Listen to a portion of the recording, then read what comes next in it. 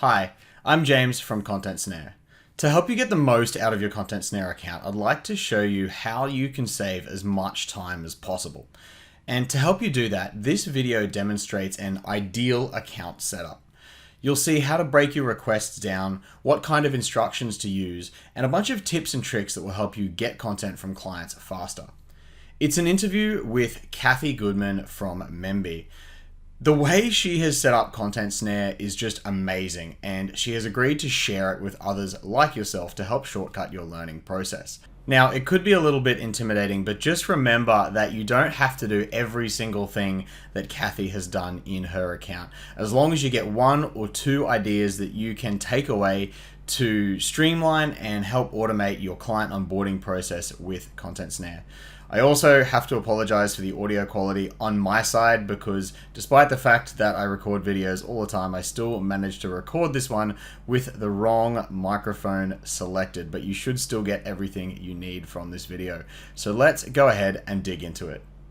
Hey, Kathy, I just wanted to say thank you so much for joining me today. I just think what you were doing with Content Snare is amazing, and I wanted to share that with other people who use Content Snare. Excellent. It's great. I've had a lot of fun with it. It's been really great for us, and I'm happy to share what I've done. Awesome. Can we start with a little bit of an introduction of like who you are, your role, and the company you work for? Sure. Well, as you know, my name is Kathy. I work for a company called Membee, and essentially what we do is provide membership database software to associations. So think Chamber of Commerce, professional associations, any associations, and believe me, there's a million associations in the world. Although we haven't got the Left-Handed Welders Association yet, but I wouldn't be surprised if that comes in. The other thing that we do is we also provide website development. So when folks sign up with us, they're either just getting the database because they've got a great website and they want to plug our features in and then have us sort of run the business on the other side of things, or they may come to us for the whole package. And that allows us to develop a website, and it also connects in with our database as well. So we have those sort of two product streams that help associations run everything from membership through their events and all that kind of good stuff. I've been here for a really long time. So I've been doing this for 19 years with Membee. So I've got a lot of experience in trying to help clients integrate with our software and getting them all set up and running. Awesome. So which services are you using Content Snare for? Is it like, because you said websites, but then there's like the platform as well. Is it all of the above? Is it just the websites? We use it for both. So when we're implementing software, we need to gather a whole bunch of information for both sides of the business. So if we're doing just the database, we need to get things like your data, templates for different emails that the system's going to send out and all those sorts of things. So if we're doing the website, we need to gather all of that information plus all the stuff for the website itself. Yeah. So they both always have a component of the database, and then obviously the website has all the website stuff for your pages and all that good content. So we use it for both. It's absolutely critical for implementing our software. Awesome. Thank you. That's good to know. So can you just tell me a little bit about like the problem you had before Snare and how you were trying to solve this before you actually started using Content Snare? So the problem we had before was the system that we were using allowed us to create templates and basic things like that. But some of the big shortfalls were you couldn't do things like specify exactly what you wanted. So when it comes to things like website, when we're collecting images for things like page headers, I need your image in a certain size. You've got to give me something that's a minimum height and width. And I couldn't do that in the other software. So I would just get all kinds of crazy things that won't work. Yeah, I can tell you, I know the pain. Like when we had a web design agency, man, some of the weird and wonderful ways people would send us images and information was just, I didn't understand, where I had the highlight.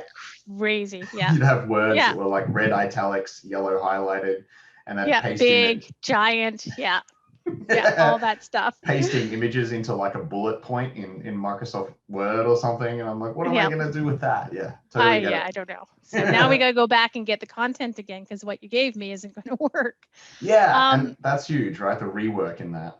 yeah, exactly. It's really, really hard to do. It makes it slow, and we need to do things in a very specific sort of timeline sort of idea. So we're trying to be very efficient because our software is very inexpensive, and the way we do that is by being efficient, and that was not Of course. efficient.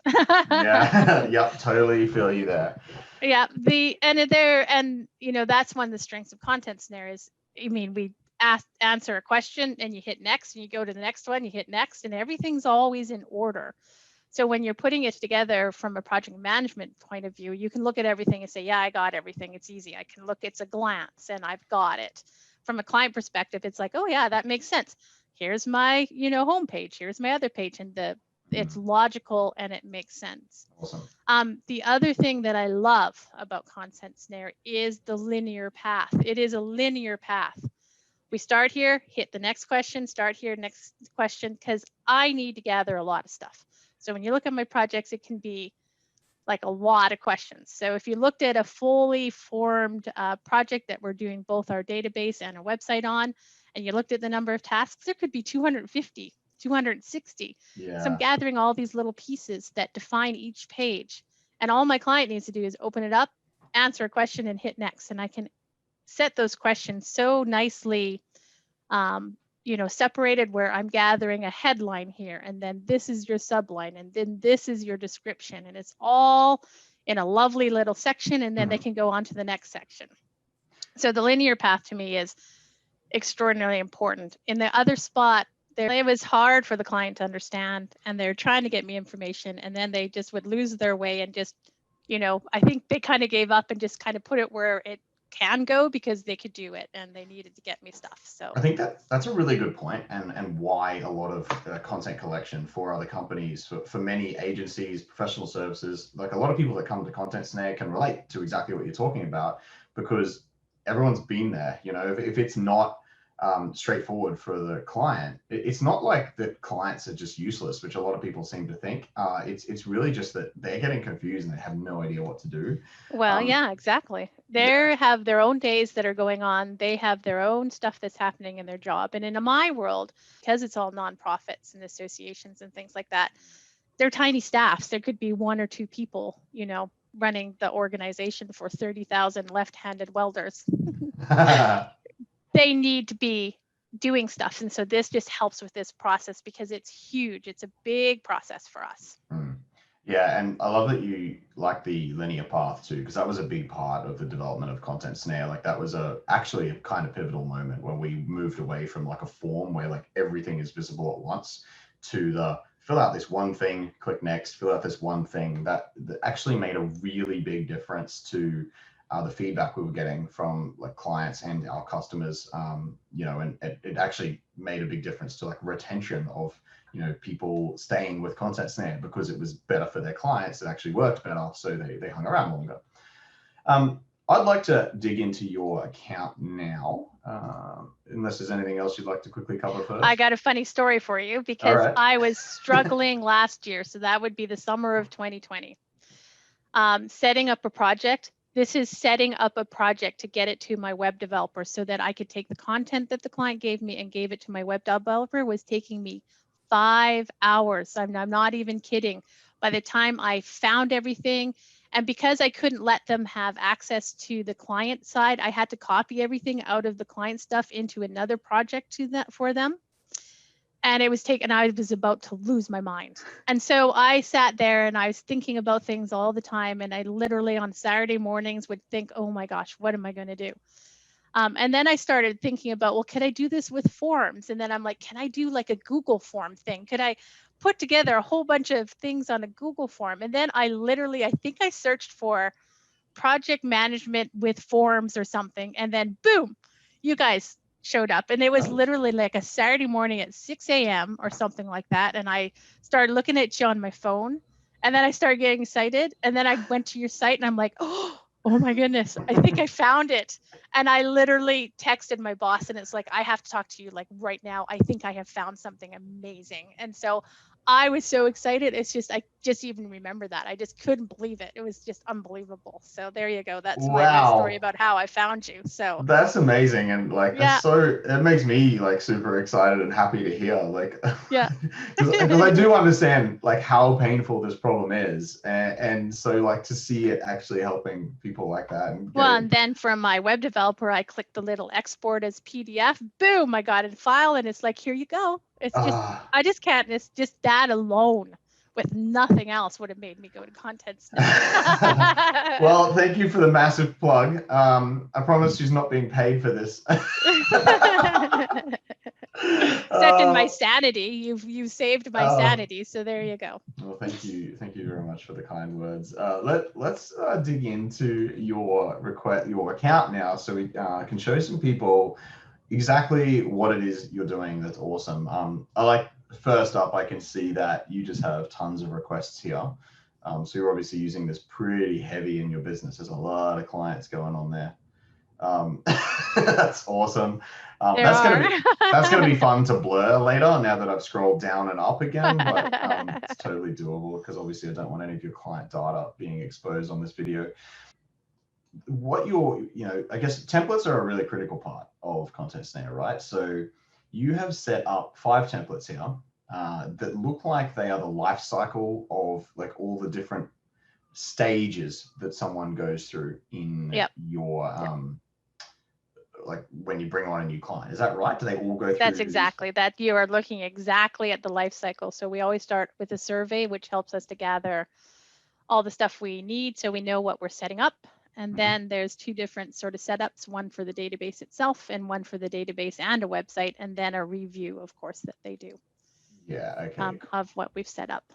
Ah, right. So they're reviewing. This last stage is them reviewing what you've done. Oh, so it's like an approval thing. Yep. Oh, that's Yep. brilliant.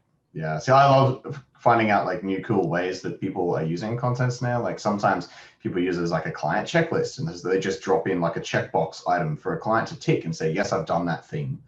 And in this case, you're using it for approvals, which is, yeah, that's super cool. All right. So this is actually really big. I guess I wanted to focus on this just briefly because some people will just try to get everything from their client in one hit. And that's okay for certain levels of information. Like if you're asking for 20, 30 questions, that's fine.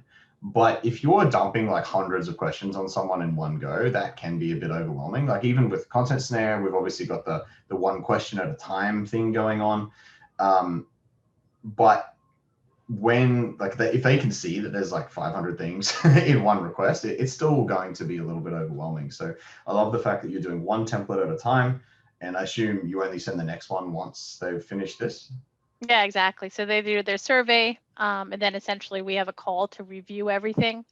That then lets me set up either template 2, which is the Membee setup, or template 3 and 3B there, Cool. which are the site and the stuff, or the Yeah, Membee setup. awesome. Yeah, so And given then that they don't get the review until those other 2 things are done. yeah, okay, cool. So yeah, I think that totally makes sense to do it manually in that case. I know some people chain together templates using something like Zapier, so you can say like when everything's completed in one template, automatically send them the next one. But I also believe you're customizing your templates for each request, for each client. Yeah, Yep. okay, cool. So let's have a quick look at how you've set this up. So we have previously set up each a request from all of your templates. Let's start with number 1. That's this one here, right? Yeah, obviously. Yep, the survey. Yes. So you're gonna we'll go into the view rather than. So this is not the if the edit view is different when you're actually building the form. But I think what's more important is seeing what the client sees here. Just as a to anyone watching this who isn't too familiar with Content Snare, the client does not get this top bar here. In fact, we can probably have a quick little preview. Actually, but let's just go through it as if we were the client. So the client would receive an email to come in and access this request, and this is what they see, right? So it's stripped back on this, obviously, because this is like the backend view for you. whereas this is what the client sees a bit more simplified. And this is just awesome. So you've got your logo there, so people know it's come from them. And I love the way you've like laid this out. Like even seriously, just in instructions, I see so many different things, capital, like crazy capital letters and like bolding and like all kind, like even like our customer, not the client, can create crazy level of instructions in here that is actually difficult for the client.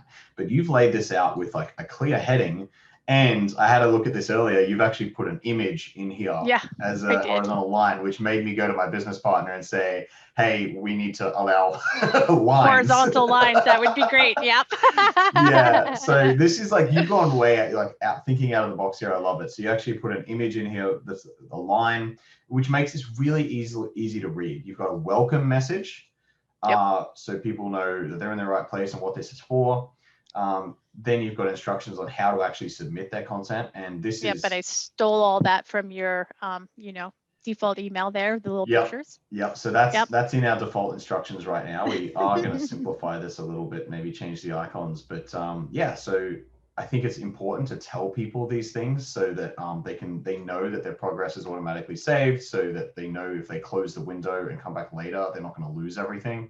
Which is... and I thought that those from your initial sort of default was brilliant, because it just lays out exactly, okay, so I know who you are now. Thanks for introducing yourself, Kathy. All right, what do I do next? Oh, I don't have to worry about, okay, it's saved. I can see a deadline. And those are the, 4 most important points that I needed to make sure that I conveyed. Yeah, awesome. Yeah, you'd be surprised how much time goes into just thinking about which things we need to tell people. Like we're trying to cut this down into as few as possible. But yeah, and then you've got, I like this too. When you first look at your list, it can seem like a lot to do, that it's broken down. Like, I love that you're explaining this. So it's really from a standpoint of why it's important, because there is a lot. I mean, if you look at the numbers on the other thing, one of them has 18 questions in them. 18? And that's because I need to know a lot of things. So the membership information has 18 different questions in that particular section. Here, gotcha. Yeah, I see. Yep. And so the other thing I'm trying to convey is, as I mentioned before, our software is pretty inexpensive in the industry. And so this helps make sure I don't spend a bunch of time chasing content. Like, I can't spend 5 hours trying to put a project together. That's almost a whole day. So that's what I'd like to explain. And I think it goes really well with the things that you guys have in your initial stuff, talking about, okay, the deadline's here. It's easy to submit for review and those sorts of things. So I think it's really important to explain why we're gathering the information and how that benefits the client. Yeah, perfect. That's like how it benefits them is massive. It's always what's in it for them, right? And I think that's critical too. So I think explaining that, don't send me stuff via email or whatever, because it's going to get lost and it's going to drag out the process or whatever. And that's so important to explain the what's in it for them. And even if some people will, I don't know, do you find anyone's reluctant to use Content Snare? Nope. Oh, wow. Not even one of my clients. Some of them have been like, wow, this is a lot more than I expected I would need to do. But that is just more not, I've never had anybody had any trouble with Content Snare. Wow. It's just been mostly, wow, that's a lot of information you need. I'm like, yep, this isn't setting up a Facebook page. We're setting up a database and a website. So there's going to be quite a bit to do. But no pushback ever for any of my clients. Wow. Okay. Well, that's really cool. I know that, like, I expect that some people are going to push back, because there are some people that just like super tech averse, and don't want to touch things. But I guess, if you can make it really clear to those people that this is like, if they use this system, then it's going to be easier for them. Like that initial, some people, as soon as they see a new system, they're just like, nope. I remember I worked on a control systems project where we changed the background from a gray to like a sort of grayish with a blue tinge in it. And that was the biggest complaint, from like these people. And, so some people are just super change averse, and there can be that initial shock. And that's why I like, these instructions are just going to be amazing at reducing that. So introducing them slowly, like saying why they should use the system, and then where they go for support if they have any issues throughout the process. Exactly. I love it. Yep. The only thing I would say, like, obviously this is working for you, so it doesn't matter. But one thing I encourage a lot of people to do is have a little video here, because you can embed. I did have a video. It used to Oh, actually be down underneath submitting your content, but then I keep updating how I'm doing it. And so the video kept getting out of date like there you really go. quick, because I would rearrange things. And as I learned how to use Content Snare, a little bit better, then what you saw wasn't quite the same as what it was before. And Yeah, it became too hard to kind of keep it up.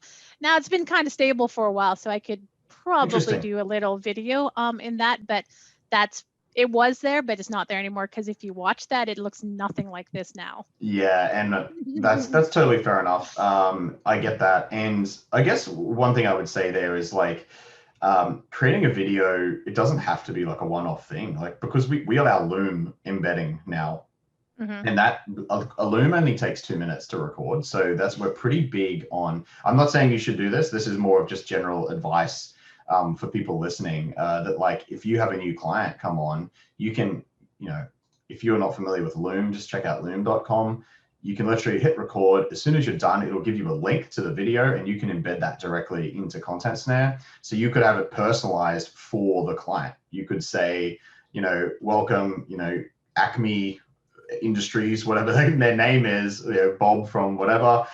This is why this system is important. Basically just a summary of what you're saying here in video form, because it's kind of just a bit more personal. And then, you might actually walk them through the process, click get started, and show them a few questions and how to use it. Only like a couple of questions worth. That can go a long way. Yeah, to that's a really clients. cool idea. Yeah, and we're big believers in videos, actually. I agree. So when you are doing things, having a video is amazing. It really, really is. Awesome. I'm glad you agree. So yeah, I think, but if you do want to create the same video, like if you're templating this and you don't have the time to create that video for everyone, that's totally fine too. You can have a generic video in here that is essentially just saying the same, like a summary of this in video form, because some people don't want to read. Yeah, and our stuff is, before they get the survey, I've actually talked to them on the phone. So we do a lot of phone calls too. So there's a lot of human touch to begin with. So that also helps. Yeah, of course. Yeah, absolutely. Like I've spoken to people that do a quick Zoom with their clients in the early days, like during, it could even be during the briefing stage or the initial interview or whatever. They actually run through Content Snare quickly and tell them, quickly show them how it works and whatever. So then they're primed for when they get that request. I mean, that's just a good tip, no matter what system you're using. If you're going to get people to put information in a Google Doc, show them how you want that information to be provided. Yeah, and let them know what to expect. I always tell them they're going to get an email from me with a link and a PIN code. Boom. And boom, get in there and get it done. So there you go. Absolutely. Love it. All right, cool. So I know we've spent a lot of time on the request instructions, but that's intentional, because this is, I think, pretty much the most important part of the request. Sets the stage and can help lessen the initial shock of a new system.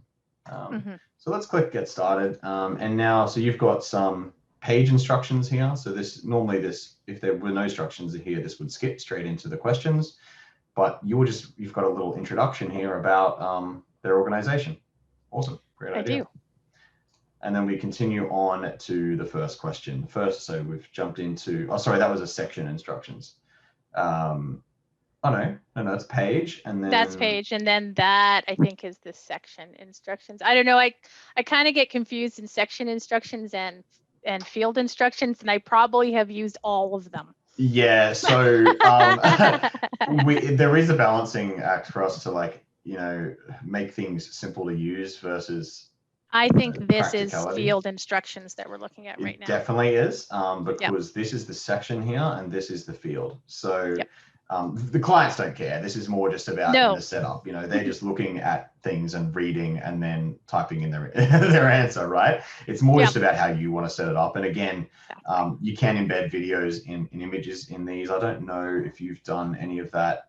It's often not necessary, but an example of that might be if you need someone to log into another system to download a document or find out some information that you don't have access to. You need them to go somewhere else, get that information, and then put it in this box. You can create a little video showing them how to do that. So that's a good option for anything that's like a little bit complicated.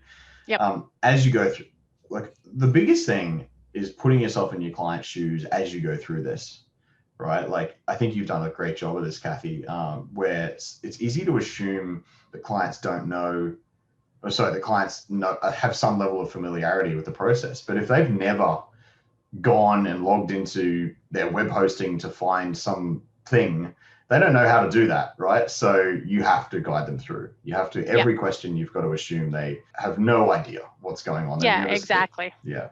Like, where's it going to be used? What am I going to use it for? How does this all work? Yeah. Yes, perfect. And what you've done here, like, what's the phone number for? Where's it going? Like, so they might have several phone numbers for an organization, but they don't know which one to use. It's like, okay, so it's going in the signature of email, so it should be this phone number. Perfect. Freaking perfect.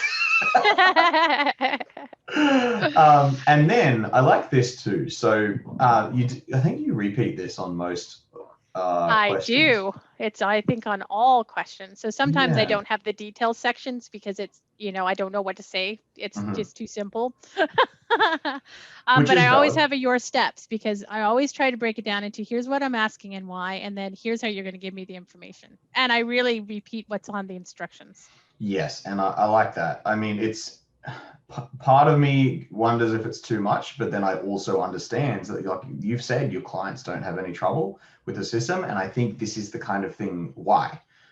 You've repeated the same thing over and over, and it is, some people will always find a way to mess things up. Yep, even if you've given them an instruction in that video at the front that says how that they need to submit for every item for review. Some people will still forget, or they won't do it. They'll enter their phone number and then move on. Yep. And while we still have this facility for submitting every item for review, like in the future, we're thinking about switching to like only submitting a section or a page at a time as an option. You would control that on your end. But while this is here, this is great. Like, you're literally just saying, enter the phone number, and if it's blank, leave the field blank and still click submit for review, right? Because that tells, it's like submitting a blank answer, right? Yeah, exactly. Because I don't need it. And so that's just the way I kind of, approached it. And I honestly think they probably read these instructions the first time and then ignore all the rest of them because they are the same. But it's there if you get confused. Yeah, and don't forget, it'll be automatically saved, and what to do if they've submitted it, because obviously if they submit something, it jumps on to the next one. But if they want to come back later and they realize that it's a different number, they can click revise. And some clients might get confused with that. We try to highlight it. If they try to edit it, we do try to highlight the revise button so they know to click that first. But I think it's very intuitive, actually, because the buttons sort of glow as you go over them and you can totally see it. So I think those steps that are in there are probably, most people won't need them, because honestly, I mean, when you go over the button, it highlights it, like you just said. You can see, oh, I should click on revise because look, it's the thing that's kind of blinking at me. Yeah. Yes, but I'm trying to cover, how all people do. Some people like to read steps. Some people just look at the page and click around and figure things out. So yeah, and that's the key. Yeah, that's exactly right. Like, you can assume that everyone will be able to work it out, but I guarantee some people won't, and that's what you've done really well here, is catered for everybody. Yes, I've tried to do it for everything. And the final thing you've done here is the ability for someone to ask a question. Now, I like this. We've discussed this previously because I thought that you would be able to replace this with comments, but you explicitly, once we develop the comments feature for Content Snare, you explicitly don't want that because you think people will put content into comments, which is... Well, and the other piece to that too is, in my other system, all the questions that I answer were very hidden. So in the support software that we use, I need to be able to track what kind of questions are being asked, how many questions are being asked across the clients, because that comes into evaluating if what I'm doing is making the process easier. So when we have things like ask a question, because it opens up a ticket in our support question, or our support software, I should say, I can track how many questions I'm getting. And so I can report that back to say, okay, well, here's my average questions over these last week, and I made these changes and the questions went way up, or maybe they went way down. The other thing that's helpful for us as a company is that I'm obviously not the only person who's going to be supporting this client. So because everything comes into our support system as a question, it means that when they're done with me and they're just out of the implementation world and into the support world, all of our agents can look back and see the whole history of everything they've ever asked. So Awesome. that is important. That is one of the biggest reasons. Plus, I don't want them putting stuff in the wrong place, but that also just lets me track questions and I can work them real well, and it just works really well for us. Yeah, well, we do actually, the conversations I've had with you have become pretty heavy into our planning for this. You know, we're actually trying to work out how we can make it really clear that content does not go in comments. You know, because for sometimes it does make, like, if someone wants to ask a question, we'd like the ability for them to like hit a button here and ask a question. Yeah, I think that's excellent. Yeah. And it's also made us think about like how we can have reporting for that as well, or get that information into another system. Because that's critical, because you don't know if you've made an improvement if you have no way to tell how many questions people have asked on average. Yeah, absolutely. So yeah, we're actually thinking heavily about that now. So thank you for that. You're welcome. But yeah, just to show people what this does, it goes to a form on Wufoo where they can ask a question. And actually just before this conversation, we had a chat about how you could potentially pre-fill some of this information using like a URL parameters here. That's a more of an advanced topic, but I guess that's what I just wanted to highlight, is that you, like, there, depending on what forms tool you can use, you can pre-fill this information.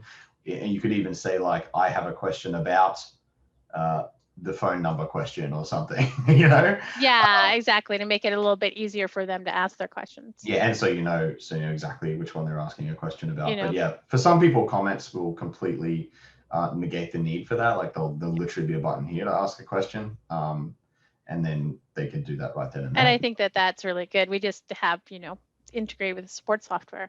Yeah. And a funny thing on the implementation question on your tab there, I matched all the colors to Content Snare, so it sort of looked like we were in the same system. Oh, over here. The background colors and everything are the same colors that, you know, a lot of your colors in Content Snare are. So wow, so you really think about everything in your client's experience, right? That's like, yeah, exactly, because it can be jarring when you go to another tab and those sorts of things. So yeah, absolutely. Oh God, like more people need to think like you, I think, you know, but it is hard. It's a skill set that's very difficult to.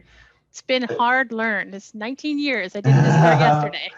Yeah, like you basically, I think they call it the curse of knowledge, where like when you know something so well, it's very, very difficult to understand things that other people don't, like to realize what other people don't know. For example, I spoke to someone today who didn't know that Control F was a thing to look through PDFs and web pages. And, you know, I've used that for so many years that I just didn't know that anyone didn't know that. You know, so it's easy to assume those kind of things, and something that's really simple. But those kind of things are everywhere in your process where you've made assumptions about what people know and don't know. So the fact that you've like done even that, like the fact that it's so to be less jarring, like, yeah, not many people go to that level. Well, and you're always walking the line between trying to make sure that it's got enough information so that if people don't know it, you know, they understand, but also that it's not too, you know, simple. Like people are like, why are you telling me all this stuff? That's common knowledge. So that's always a line, and that's through all technology. That's everywhere. 100%. Yeah. Yep. So I think I mean that's most of it here. Like I think with the requests themselves, I think this is pretty much it. You've followed that format for pretty much every question. You know, as we go through the different pages, let's have a look at the membership information one, see if anything's different there. Because I know this is the bigger one, but I mean, it's 18, still not that big, you know? Like, oh, and I just started using your conditional questions, and I got to tell you, full points. Because one of my questions there, 5.3, is talking about if your renewal is anniversary or annual based. That's important for us to know. And before, I had sort of two sets of questions that said, you know, is your stuff anniversary based or annual? And then I'd have another question that said, if it's annual, answer these questions. And so now, because of your conditional questions, you can click on anniversary or annual. If you click on annual, other questions open up, because I need to know more for the annual stuff after you submit it for review, I guess is what that happens. There you go. But the conditional logic has been one of our most requested features for I mean, ever.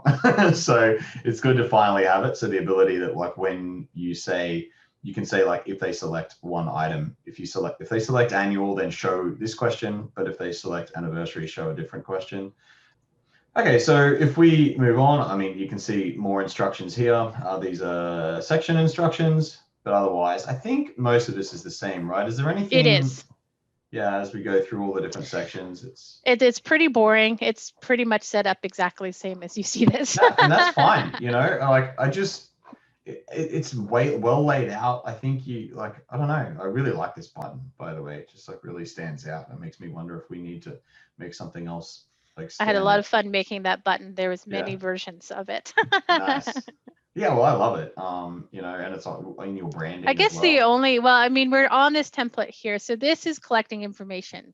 So there's no learning here. So there's nothing here that says, here's this feature, go learn how this works. This is where I collect all the information that determines what we're going to build. If we look at any of the other templates, you'll see there's always a section that connects it to our tutorials on how that feature actually works. Well, let's do that now, because I think I'm done with that one. Okay, so if you went to one of the, is that the Membee one? So let's just go to number 2. So okay. well, I think that one should work. Put this into table view so we can see the full one. We've got Membee set up. Go to number 2. Yeah, that's a good one. So Membee set up. Get the share link. Go to the client view again. All right, cool. So what's different? Oh yeah, so this is obviously something you edit. I do. So this gets edited on a client by client basis because they need to know how to log into their copy of Membee, and this is where it is right now. I don't know if it will stay there or not. The instructions on this one are a little bit different because we're past the survey stage, and now I've scheduled you, and we have a schedule to keep, and this is where the warnings start. So we've got that section there that says your deadline is critical. So we still have stuff in there about how to submit your content and how to ask me questions, but the important part that's been added to is, you know, we're in the game now. So we've set a schedule, and here's what happens if you don't meet the schedule and I need to reschedule you. You need to understand why the deadline is critical. And I run a line here a lot between trying to sound, well, I am. I've never charged a rescheduling fee, not ever. But I need you to understand that your schedule is really important. So I'm always trying to find a line between being firm about that message without being awful about that message, if you get what I mean. Oh, absolutely. Yeah. And I mean, it's just huge in almost any business, right? Like it is having some kind of incentive for people to get you information on time. Yeah, sometimes it's a fee. Sometimes, like when I had a web design agency, we would say that if you don't get us the information by the due date, then your project gets not archived, but just like put on the back burner. I can't remember the terminology we used. But then what we'd say is we cannot guarantee when we restart the project. So basically go to the back of the line, and then we would start working again after we finished all the people's work who gave us the information on time. Yeah, and that's exactly what's being communicated here, because I'm working on probably 25 to 30 implementations and websites at the same time. So if you miss stuff, well, your hours were scheduled on this particular day, and the hours are scheduled for somebody else. So that is why, and exactly what you're saying, it is really critical. So that message comes out in my instructions, and then any reminders and stuff that get sent also convey that message in various seriousness as the project goes on. Yeah, and I'll show people your reminders as well in a minute, because I noticed you have individualized reminders for each template.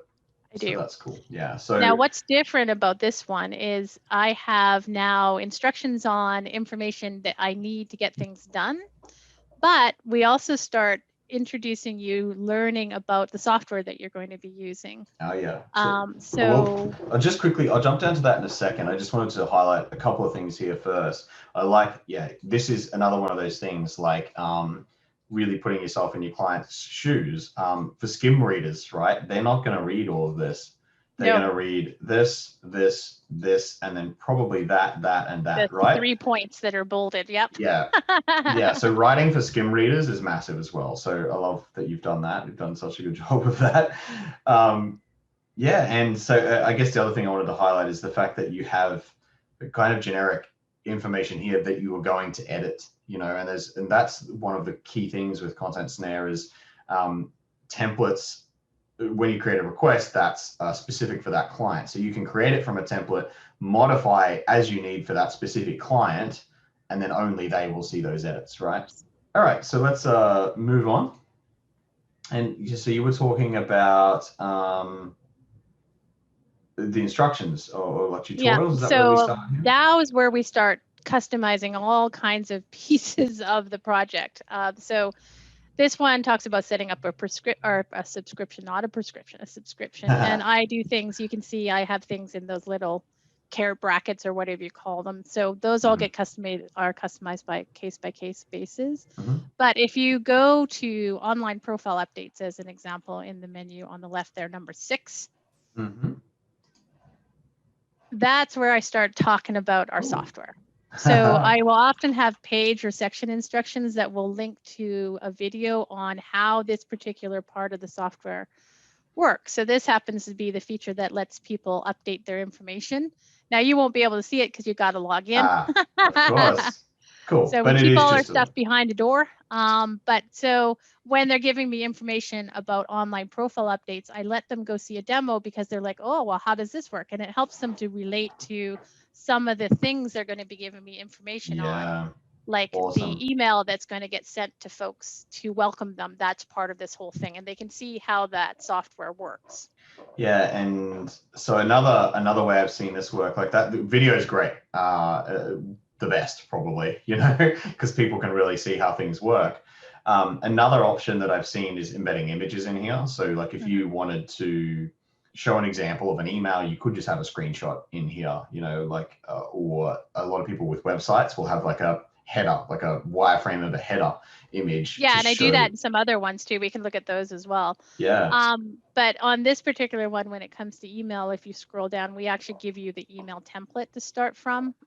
Just down a little bit further. Just having a quick look, seeing what else you've got in here. That's nice. That's how to set up the page, and then here's how to do the email, and there's a sample email. So here's what the email is going to do. Here's a sample email you can use to compose yours. Right. So they might copy this review. Okay, copy and paste the email above and make your edits. Okay, cool. Yep. We're actually thinking about building a feature where you can pre-fill these as well. So you might be able to put that in there and then they can edit it. That would be pretty exciting. you kind of can do this now. It's just a little bit manual. So you'd have to publish it and then you manually copy and paste it just in there because obviously it's auto save. So as soon as that's in there, you know, now they can come in and edit it. So that's saved immediately, and then now your client can edit that, but totally up to you how you want to do that. One thing I noticed up here, I like this. So you had bigger steps, like literally like how to go in and log in to your. Yeah, because some of them are not just the steps on how to submit your content now. Some of them, they have to do stuff in our software to set up a few things. Yeah, like put their credit card in. You're telling them how to do it. Perfect. Awesome.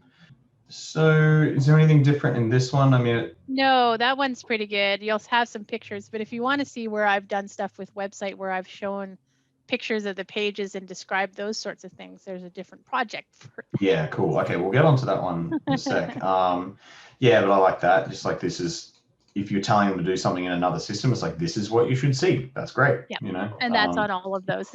And you know, I learned that from experience because I would have, our clients sometimes are working with developers, and so they'll give their developers a script or whatever we're doing, and then the developer's like, is that what I'm supposed to see? So that was literal feedback from my own clients. So I put that in everywhere. This is what you should see if it's set up correctly. Nice. Brilliant. There you go. So it's like a fluid process, you know, and there's nothing wrong with rolling back things you learn into your templates later on. Yeah, exactly. All right, cool. I think, yeah, it's more of the same here. I like the way you put that little icon and everything in. That's awesome. Surprised it's not like a little bee with a play button or something on it. Oh, I tried all kinds of buttons. I tried to kind of match it to the style of your stuff from your, Cool. your instruction pages. So, Yeah. but yeah, Yeah, there's that's only another so thing. much you can do with the bee.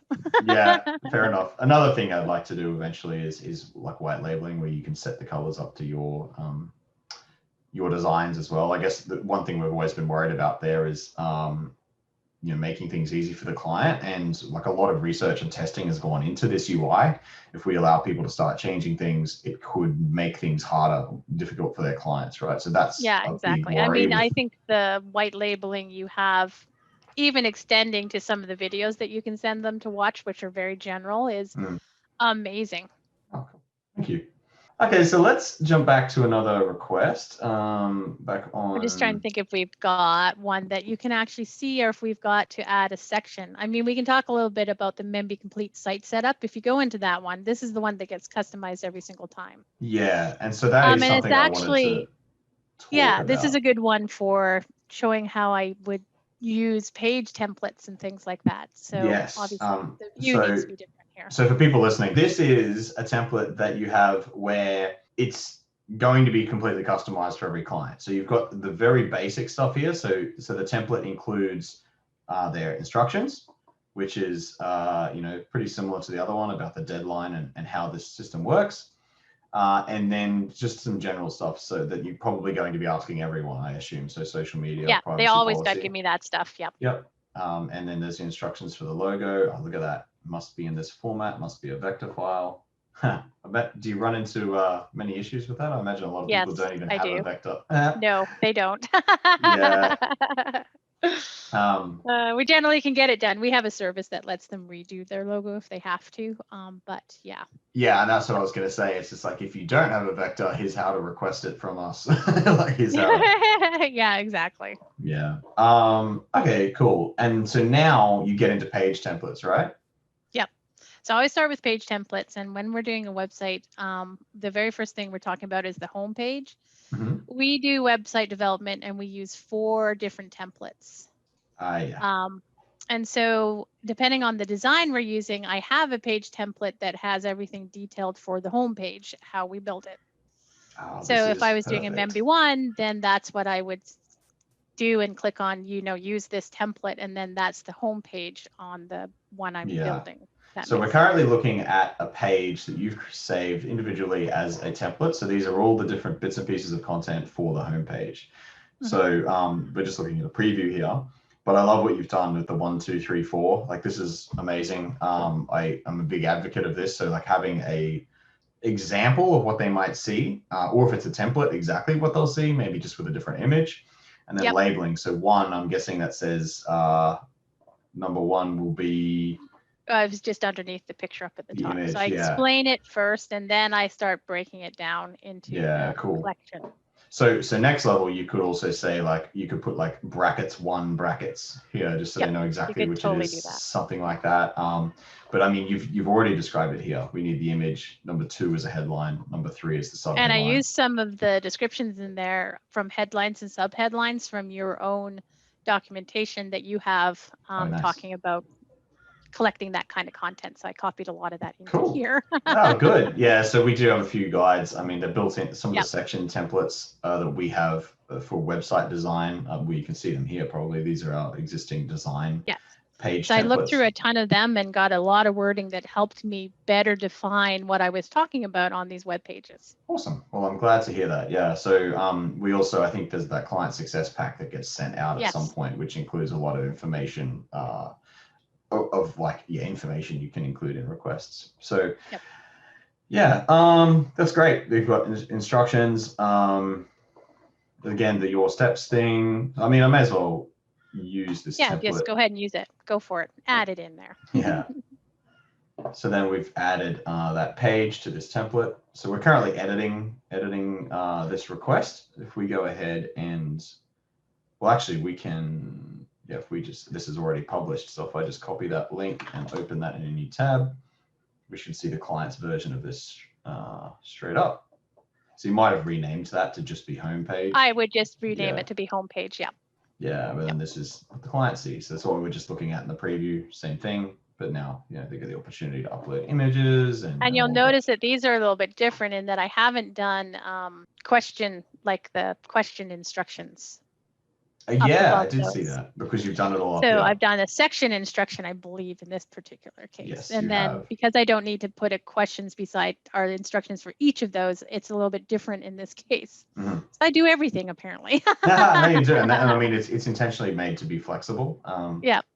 And like I was saying, you got to tread the line between flexibility and ease of use. But I think so you've obviously worked this out. So it's So I've kind of done it in sections of the pages. So instead of having too much text, that's what you see broken down. Yeah. So this is the next section on the website, and then the questions that relate to that section, and then we're now on to the next section. Next section, and then the questions, and there you go. Yeah, perfect. So it's slightly different from the other ones. Yeah, cool. And then I mean, sorry, were you gonna say something? I was going to say that those are my page ones, and then I start creating the custom sections, and those use section templates. Where are we for this? I'm lost. Yeah. So you might create another page then. And I always do a blank page, and it could be, about us or something like that. Yep. And I always label it section comma or section colon about us, so they know that that's a section of the page I'm talking about. Now I start using section templates. So if you add a section template, you're going to see my giant list of sections, all broken out by the different kinds of sites we have. Right, Membee one about us. Now the Membee one, the about us pages have specific formatting for that page. So it's much like a page one where there's different sections I'm gathering on that page. Mm-hmm. Yeah. And then we also have pages where they're just simply just custom pages. We don't have a particular template, and I have a template in that list called Membee complete site page, I think, which is just a general.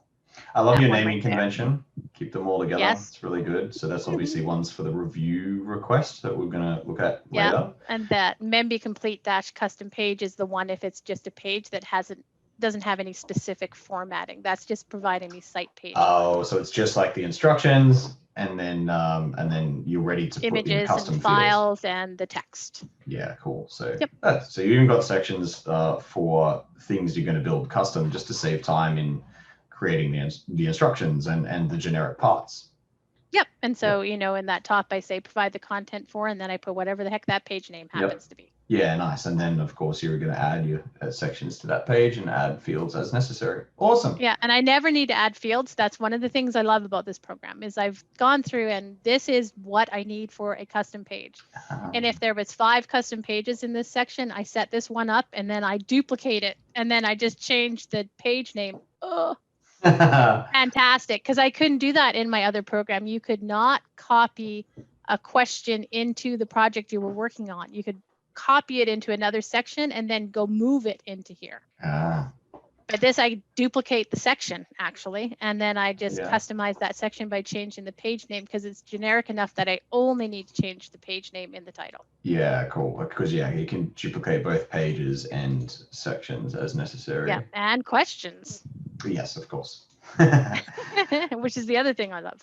Awesome. Well, I'm glad you love it. So we'll jump back over here and maybe quickly move on. So I don't know, we're getting a bit on here, but I feel like every template we look at, there's something new to learn. Yeah, and I think we've probably hit everything that's new because if we looked at the review, it's the same as setting up that Membee setup is that they're always custom. So this one, blank. I always add a blank page to start with, and then I start pulling things from my section templates. Yeah, but the reason you've got this saved as a template is because these instructions are part of the template. Yes. Yeah, so exactly. You don't want to... And it just makes sense to me that this is my review, and then I just add stuff to it. Yeah, so when you're creating... So the first thing, when you're creating a request, this is the first screen you'll see.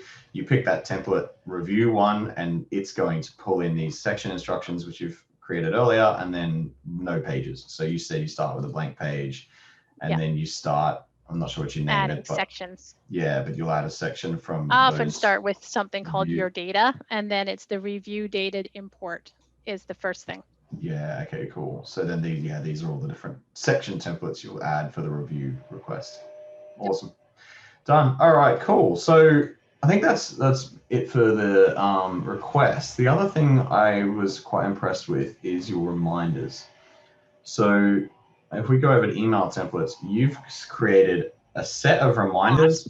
Yeah, there's loads. There's tons. But they are all named. You've got a naming convention here for your different stages, right? So that's phase 1, email A, phase 1.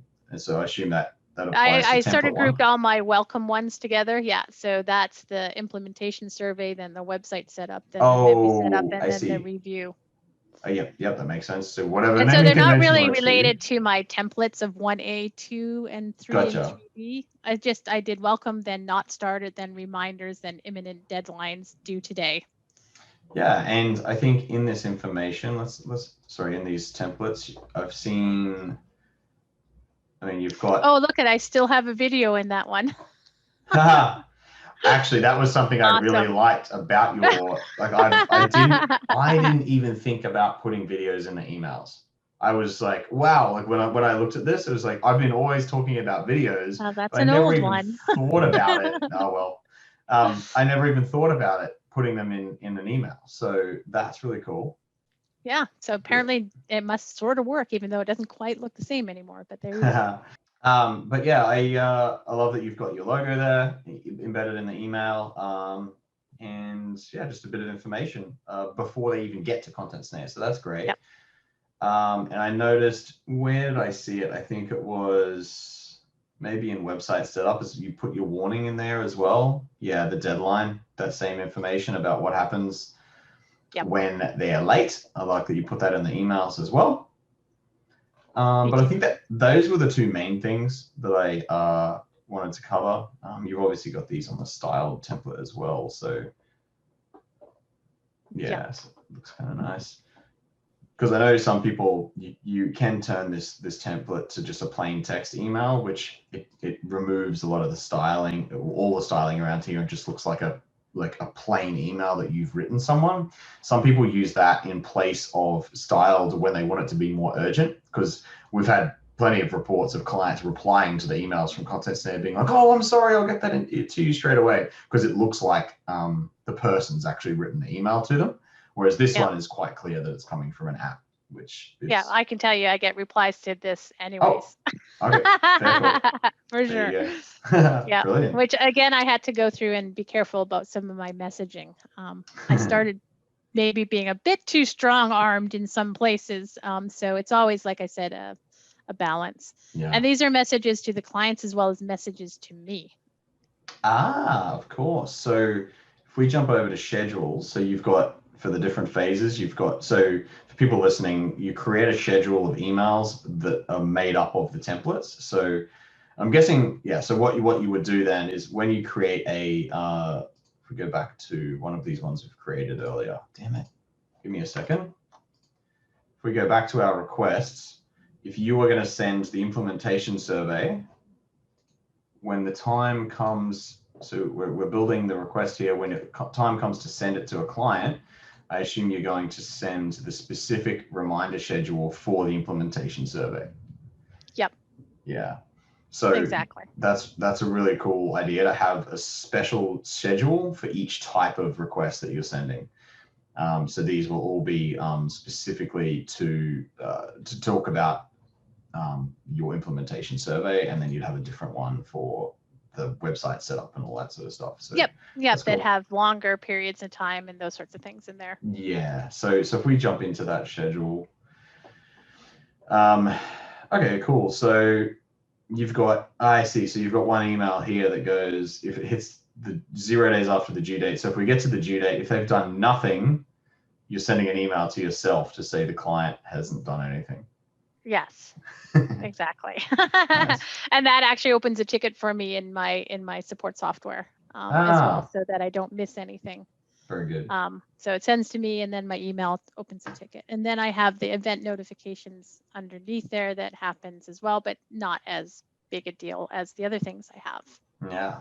So yeah, and then you've got, I mean, these are the standard emails we have. So and those event notifications, all fields completed. That one that is for the request owner, 6E, that's critical to me. That lets me know in things like the implementation survey that their survey is done. because surveys aren't scheduled. And so I need to know when they're done so that I know, oh, I can call the client now and we can go on to the next part of the project. Cool. So that's awesome. one of the biggest things there. I couldn't do that in my last software. There was no way for me to get any notifications on anything being due or past due or remind them or anything. Oh, wow. Okay, well, I'm glad glad this helps. So for people listening, that's the option to send an email to yourself. Well, it's basically whoever is the owner of the request. So every request has an owner, basically. So you could have a VA create, like an assistant, create a request on your behalf and assign it to you, so you get the email, or they can stay as the owner and they would get the email. And that's why you've got this one here goes to you, and so does this one. Everything else goes to the client. Mm-hmm. Yeah, and then you've got a schedule set up for each type of thing. I imagine they're fairly similar. So just, They more are. emails. They're just more. Yeah, nice. Lots more emails, some more that go to you at different 6 days before the due date if they haven't because finished. I might be able to save them, it's 6 days. You still got some time to give me some stuff. Yep. Yeah, cool. Yeah, so you've just got a longer schedule, basically. Yeah, awesome. I think, that's next level. I love that you've done this. This is how I love seeing the product be used, because you've gone and really created a process that works well for your clients. I think. Yeah, that just gives them nice little reminders along the way. They're busy, so it's be like, you need to get this done. So, and I think it's been good. And before, I would have people who miss deadlines all the time, and they don't anymore. So I can tell you that that's amazing. Well, I'm glad it's working that well for you, Kathy. And I just want to say thank you for sharing this with other people. I think this is such a, perfect example of, if you do everything right, how well it can work. Obviously, there's a fair bit of work in setting this up, but as one customer said to me, an hour's, a few hours work now can save you just hours and hours in the future. Yeah, it took some time. I won't lie. It took a long time to set it up because I was also learning how it worked. So, you take some missteps here and there, but the help folks have been amazing. So I must have pestered you guys with a million questions when I started. But that helped me figure everything out. But I can tell you now, when I do something like a survey, it takes me a couple minutes to get the survey out. It's just amazing. So it's definitely, you put the planning in and then it works. And then don't be afraid to change it. If something's not working, then you go and adjust things. That's it. Absolutely. Yeah. Fluid process. And I mean, I guess the thing worth mentioning too is with surveys and those ones that don't change, it's the kind of thing you could look at automating with Zapier. I don't know whether it's something you guys have thought about, but you can send templates to a client with using Zapier. So you can say, send this template to this email address in person, set the due date, all from Zapier. And for people listening that don't know what it is, Zapier is a tool that allows you to automate workflows. So you can say when this happens in another app. So when you add a client to your CRM, send them a request in Content Snare. So that can sort of help with some automation. Oh yeah, and automating workflows is a really good idea. Automate as much as you can. Yeah, more time saved. Yeah, exactly. And then you can do, the important stuff, like the work you're supposed to be doing. Absolutely. All right, Kathy. I think that's about it. Is there anything else you'd like to mention or cover before we wrap up? I don't think so. I think we've covered it probably to a huge extent. But yes, it's been great, and thanks so much for letting me show you what I've done. Yeah, and thank you for all the kind words you've said about Content Snare and for doing such a good job of setting up your account.